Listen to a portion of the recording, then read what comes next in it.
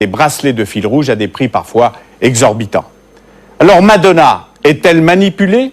Réponse de Lauren Klein et Patrice Livet. Une reine de la provocation en pleine quête mystique.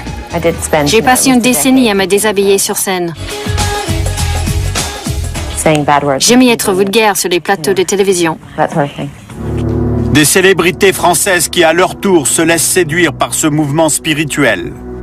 Il y a 2 ans, j'ai eu des petits problèmes personnels et j'ai décidé peut-être de rejoindre la spiritualité, le mysticisme. Une eau minérale, 4 € la bouteille, aux pseudo-vertus magiques. Un ancien agent d'assurance, reconverti en rabbin très contesté, qui a le sens des affaires. Une spécialiste des sectes qui tire la sonnette d'alarme. L'objectif, c'est d'installer un système très très lucratif pour le fondateur, qu'on peut appeler déjà un gourou. Des anciens adeptes et leurs proches qui crient à l'arnaque. Elle a donné en une seule fois une somme de 26 000 €. Los Angeles, Californie. Dans ces quartiers chics, une nouvelle tendance fait fureur. Il ne s'agit pas de la dernière discothèque ou restaurant en vogue. Loin du monde superficiel de l'argent et des paillettes, les habitants de Beverly Hills sont désormais en quête de spiritualité. Les adeptes de cette philosophie religieuse se reconnaissent à ce fil rouge qu'ils portent à leur poignet gauche. Parmi eux, les plus grandes stars. Le mannequin Naomi Campbell, l'actrice Demi Moore, la chanteuse Britney Spears, même Michael Jackson s'intéresse à ses anciens textes mystiques, la Kabbale. Mais de loin, l'étudiante star la plus assidue, c'est Madonna, l'une des reines de la pop. L'étude de la Kabbale a transformé ma vision du monde. J'ai changé en tant que mère de famille, en tant qu'épouse, en tant qu'amie. La Kabbale a transformé Madonna la chanteuse. Depuis la sortie de l'album Ray of Light en 98, en français Rayon de lumière, la chanteuse puise son inspiration dans les textes sacrés. En 2003, la rockstar s'est mise à écrire des fables pour enfants basées sur la Kabbale. Ses 2 premiers livres, traduits en 37 langues, ont été vendus à plus d'1 million d'exemplaires.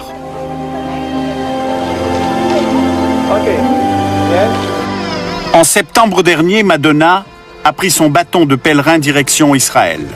À Jérusalem, entourée d'une nuée de photographes et flanquée de gardes du corps, elle a visité plusieurs lieux sacrés pour s'approcher au plus près de cette croyance qui a bouleversé sa vie, la Kabbale.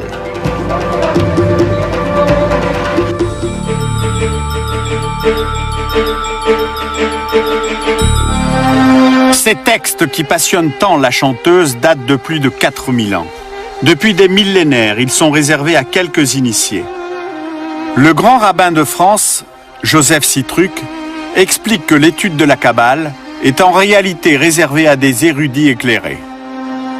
Pour étudier la Kabbale, il faut avoir un certain âge. On ne l'enseigne pas à un débutant. Les maîtres disent 40 ans au moins. Et il faut être une personne qui a une vie équilibrée.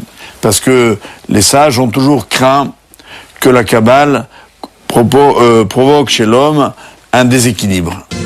Si l'étude de la Kabbale s'est démocratisée au début du XXe siècle, un homme flairant le bon coup a rendu ces textes sacrés accessibles à tout le monde. Philippe Berg. Il est né à Brooklyn, dans l'État de New York, il y a 76 ans. Ancien agent d'assurance, Berg change radicalement de profession en 62. Ce commercial doué devient un rabbin sulfureux. Berg quitte New York pour Israël, où il commence à s'intéresser à la Kabbale. En quelques années seulement, il est nommé directeur du Centre de l'étude de la Kabbale à Jérusalem. Début des années 70, le rabbin Berg retourne aux États-Unis avec une idée révolutionnaire.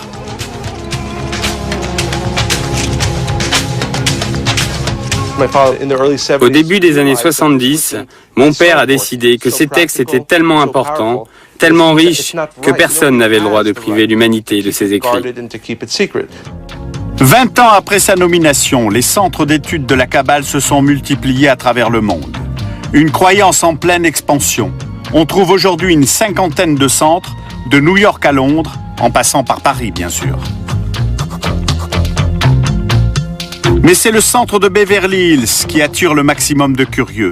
C'est ici que Madonna a fait sa révolution spirituelle. Je me considère comme quelqu'un qui est à présent spirituellement éveillé. Quelqu'un qui veut faire partie de l'ordre du monde et non pas du chaos. Pour concrétiser sa foi, Madonna s'est faite rebaptiser. Elle a choisi un prénom biblique au sein du centre de la Kabbale. Elle s'appelle désormais Esther. J'avais le même prénom que ma mère. Elle est morte très jeune d'un cancer. Et dans le monde métaphysique, je voulais porter un nouveau prénom. L'arrivée de Madonna au centre, ici avec son mari Guy Ritchie, est une aubaine pour Philippe Berg. La dévotion de la star est la meilleure publicité pour ces centres. Avec son mari, Madonna a pris une énorme responsabilité en devenant porte-parole du centre. Je suis certain que des centaines de gens sont venus ici ou dans d'autres centres du monde grâce à Madonna. Retour à Beverly Hills ce soir, il y a une soirée porte ouverte gratuite. Les stars ne sont pas au rendez-vous, mais une trentaine de personnes remplissent la salle. Vous savez, les gens viennent ici parce qu'ils cherchent des explications. Ils ont des problèmes dans leur relation avec les autres, ils souffrent d'une maladie, ils sont submergés de dettes. Ils sont apparemment comblés avec une femme, 4 voitures dans le parking, mais au fond, leur vie est vide. L'ambiance est bon enfant, mais conscient de sa mauvaise image médiatique, le professeur cherche à désamorcer les critiques.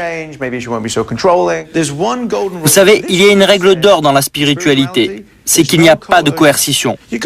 On ne peut forcer personne à être spirituel. Il faut que vous ayez vous-même le désir de changer.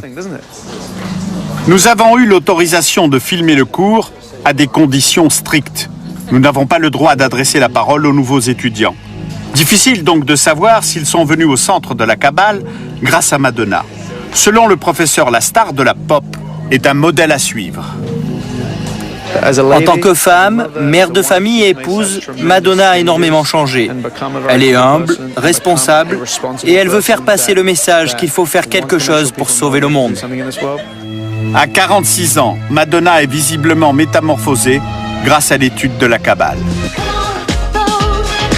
Mais est-ce que cette révolution spirituelle n'est qu'une nouvelle phase dans la carrière d'une femme caméléon qui n'a jamais cessé de changer d'image ?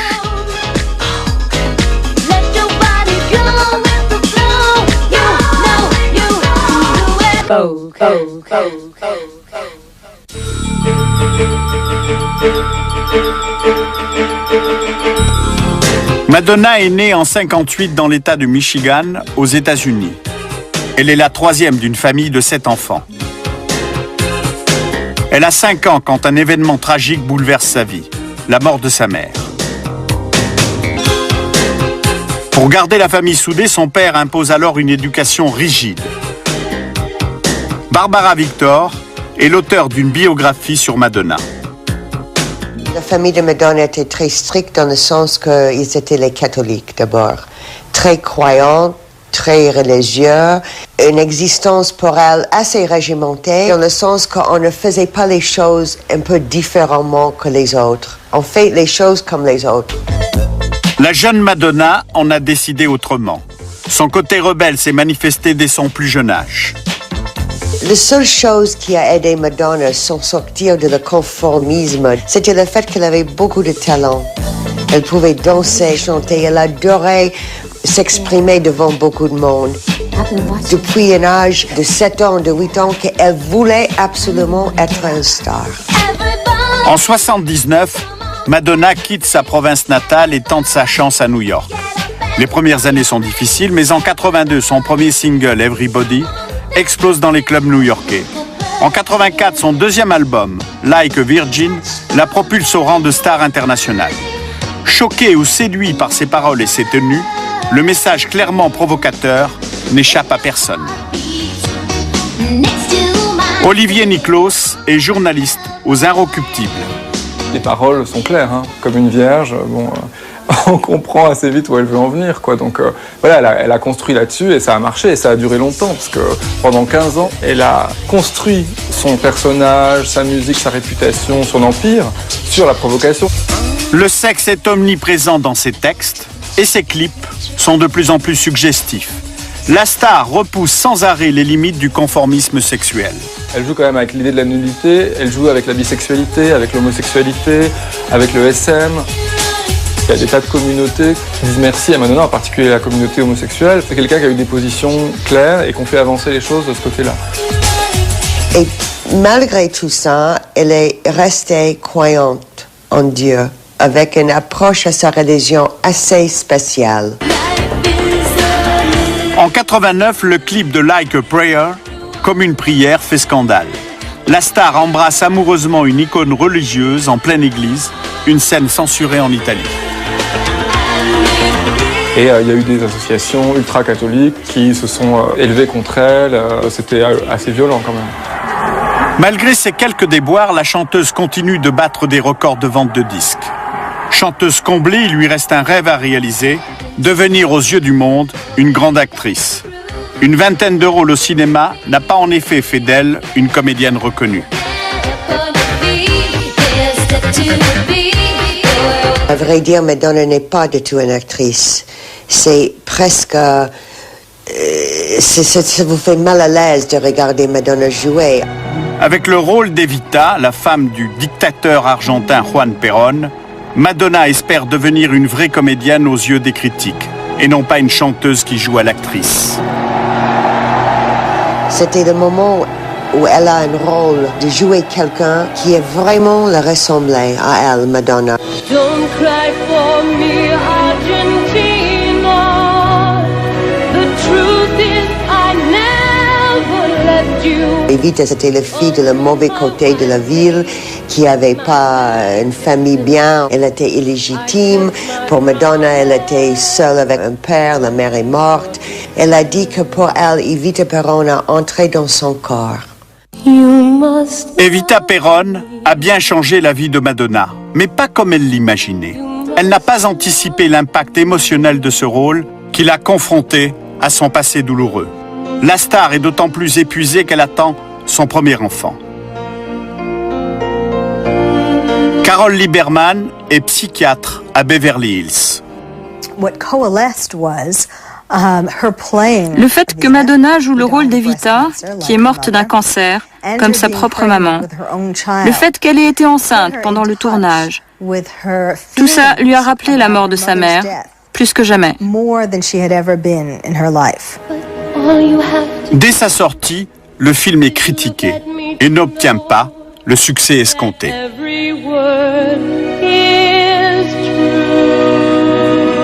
En 97, c'est vraiment un peu le moment le plus creux de sa carrière. C'est vraiment un moment où il y avait ça tremblait, les fondations de sa carrière tremblaient un peu, quoi. Et du côté de sa vie privée, c'est aussi le moment de la naissance de sa fille Lourdes. Donc il y a beaucoup de changements à ce moment-là dans sa vie, beaucoup de choses qui bougent. C'est à ce moment-là qu'elle commence à se rapprocher de la Kabbale.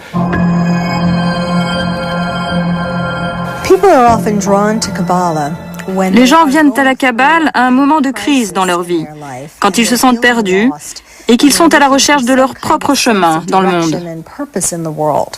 Grâce à la Kabbale, Madonna semble avoir trouvé un équilibre spirituel qui dure depuis 7 ans. Pourtant, ce n'est pas la chanteuse qui tire le maximum de profit de sa fidélité au centre de la Kabbale.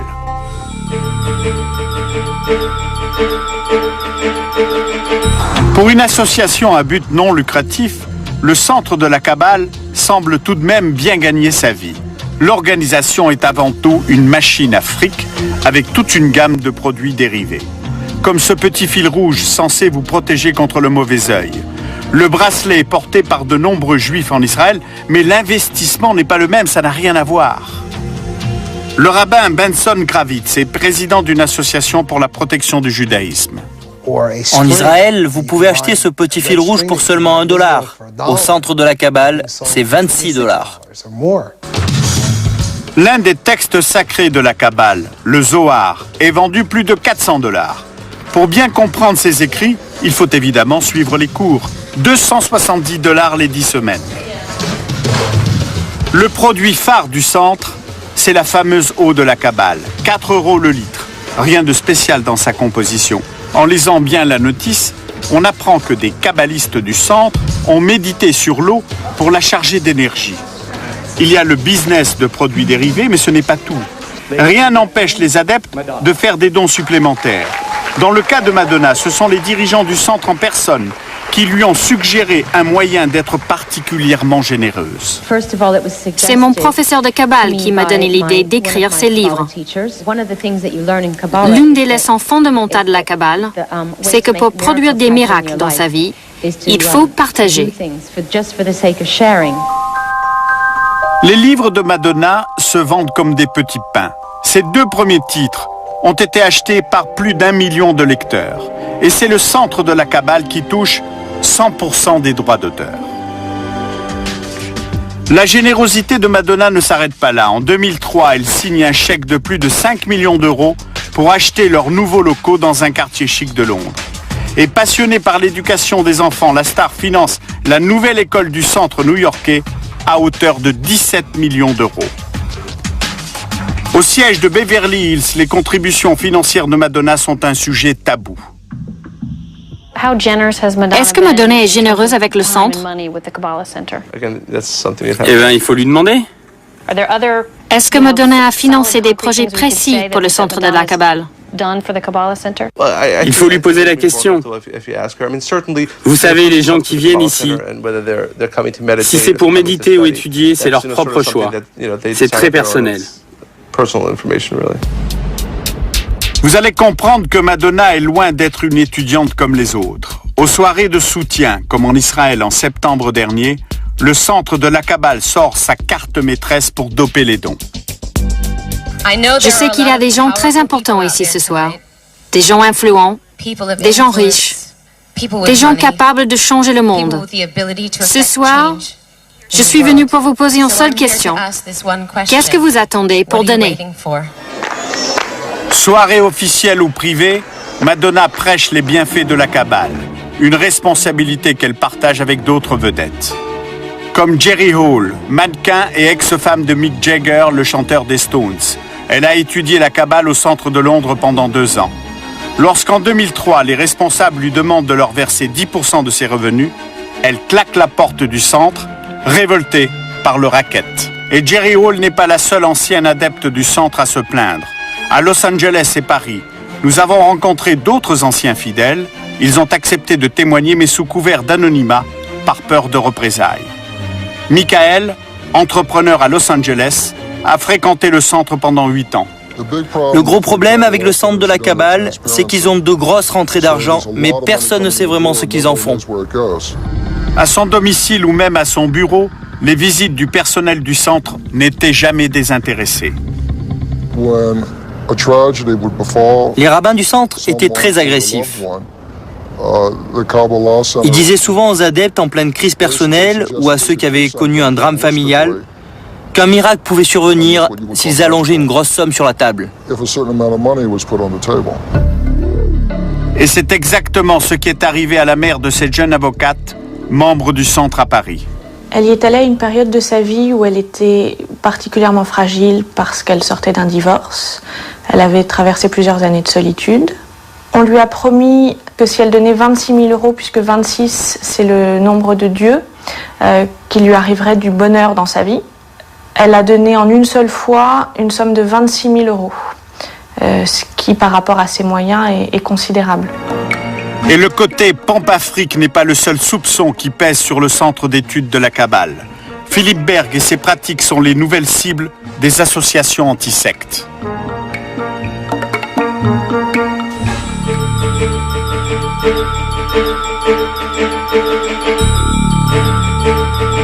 The power of Kabbalah lies in its ability to confront and address provocative questions and topics that haunt each and every one of us.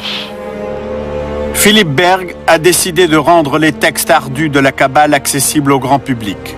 Beaucoup plus grave, dans ce film de propagande qu'il a produit, il se permet de réviser l'histoire. Les accords de paix entre Rabin et Arafat en 1993, un moment historique qui n'aurait jamais eu lieu sans son intervention. Et d'après l'ancien agent d'assurance, les victimes juives de la Shoah auraient été épargnées s'ils avaient eu accès à la Kabbale. Selon le discours du centre, ces textes magiques peuvent vous sauver la vie. Un argument de vente qui fait souvent mouche. Catherine Picard est ancienne députée et présidente d'une association anti-secte en France. Le texte ayant tous les pouvoirs, on vous conseille d'en avoir partout chez vous, dans votre salle de bain, dans votre voiture, au bureau. Et on vous dit même, mais ça n'a pas d'importance, si vous pouvez le mettre au-dessus de votre buffet, il illuminera votre pièce. Donc il faut, moyennant une somme assez conséquente, acheter plusieurs textes. Le produit phare de la maison, c'est l'eau de la Kabbale. Dans une interview accordée l'année dernière, le directeur du centre parisien n'hésitait pas à vanter ses pouvoirs miraculeux. Ça a pu soigner des cancers, ça a pu soigner des tumeurs, ça a pu soigner des kystes, ça a pu soigner énormément de maladies. Une eau minérale qui a le pouvoir de guérir? Nous avons voulu en savoir plus.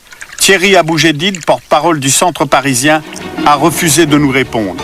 Son discours peut, à juste titre, choquer, mais de nombreux adeptes le croient sur parole. Ma mère, à titre personnel, a eu des problèmes de santé, devait se faire opérer. Elle est allée voir son rabbin qui le lui a interdit et qui lui a dit qu'elle allait guérir en buvant l'eau de la Kabbale, et elle ne s'est pas fait opérer. Là, il commence à y avoir une inquiétude sur les conseils de faire une rupture avec les pratiques médicales et évidemment avec les fins que l'on peut connaître et que l'on a connues dans d'autres mouvements sectaires qui amènent les adeptes à la mort. Les associations anti-sectes ne sont pas les seules à tirer la sonnette d'alarme. Les autorités juives françaises condamnent avec fermeté les méthodes de ces centres. Si il y a un directeur de ce centre qui dit que cette eau peut guérir les cancers, qu'est-ce que vous me dites? Je dirais qu'il vaut mieux consulter des médecins. Je dirais que pour toutes ces raisons de marketing un petit peu obscures, je déconseille formellement à toutes les personnes désirant de connaître le judaïsme ou même la Kabbale de s'adresser au centre de la Kabbale. La fascination exercée par Philippe Berg sur ses adeptes peut prendre des proportions dangereuses. Le rabbin Berg est un maître très charismatique. Les gens le prennent même pour une sorte de messie. Les adeptes sont prêts à tout pour le maître de la Kabbale. Il y a une tentation chez tous les élèves de considérer que leur maître, il est le plus grand de tous. La différence entre un maître et le Messie, c'est que le Messie, lui, il est accepté par tout le monde. Il n'a pas besoin de vendre sa marchandise. Aux États-Unis, la meilleure publicité pour l'image du centre et ses produits reste leur porte-parole. Il y a toujours besoin de s'assimiler à une personne célèbre qui est la caution, la légitimité. On a connu avec la scientologie exactement le même principe. Ils ont des cautions, des légitimités par des personnes célèbres et essayent d'agrandir ce cercle. L'année dernière, au centre parisien pour la journée porte ouverte, ils ont bien compris la recette. Quelques célébrités françaises étaient présentes. Je bois l'eau de la Kabbalah tous les jours. Je me lave le visage et les mains avec. Je suis en connexion avec la lumière et je prie. Donc c'est un rituel que je fais tous les matins dans ma salle de bain. Ça prend 2 minutes, 5 minutes, ça dépend. Je porte dans le fil rouge, vous voyez, ici. Mais pour moi, c'est quelque chose de très important. C'est un enseignement extraordinaire, de toute façon, d'une richesse totale. 10 mois après cette journée, Paul-Lou Sulitzer et Sophie Favier confirment l'intérêt suscité par leur visite au centre. J'y suis allée peut-être 5 fois dans ma vie. J'ai été reçue d'une manière très aimable et très aimante auprès du centre de la Kabbale à Paris. D'abord parce que je ne suis pas de confession juive et que je trouvais quand même très tolérant de pouvoir me recevoir et d'écouter quelques cours que je n'ai pas payés parce que c'est vrai que je suis probablement une personnalité connue. Est-ce que vous avez eu le sentiment quand même que les gens de la centre étaient particulièrement intéressés pour votre visite? Oui, bien sûr. Pourquoi? Oh, je sais pas, je suis un écrivain connu en France. Pour l'heure en tout cas, le centre parisien n'a pas réussi à fidéliser les célébrités françaises. Le déballage médiatique les a refroidis. Bon, moi j'ai la gentillesse de ne pas me défiler, de répondre à votre émission parce que j'en avais assez qu'on m'associe à des choses un peu obscures. Il n'en est rien, moi je n'appartiens à aucun mouvement, on n'exerce aucune pression psychologique sur moi, tout va bien. Et je déteste, je voulais vraiment couper la rumeur, quoi, parce que... En France, aucune star ne se revendique publiquement du centre de la Kabbale. Il n'empêche, le fil rouge est à la mode, des vedettes de la télé-réalité aux stars du foot en portent.